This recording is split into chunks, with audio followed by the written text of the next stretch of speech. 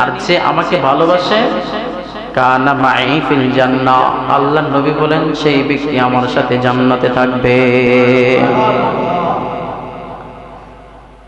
জুমার দিনের আমলের মধ্যে এটাও, কোন বান্দা যখন সুন্দরভাবে গোসল করে, সুন্দর পোশাক পরিধান করে, খুশবু ব্যবহার করে, আতর ব্যবহার করে, সেন্ট যেটা হালাল সেন্ট সেটা ব্যবহার করে হেঁটে হেঁটে মসজিদে আসে, মসজিদে আসার পর ওই বান্দা যেখানে জায়গা পায় সেখানে বসে যায়, বসে বসে সুন্দর করে ইমাম সাহেবের খতিব সাহেবের খুতবা শুনে।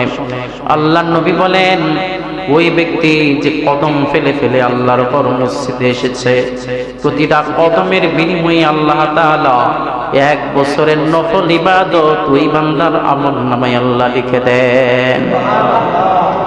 শুধু তাই না, 1 বছরের সগীরা গুনাহগুলো আল্লাহ ক্ষমা করে দেন।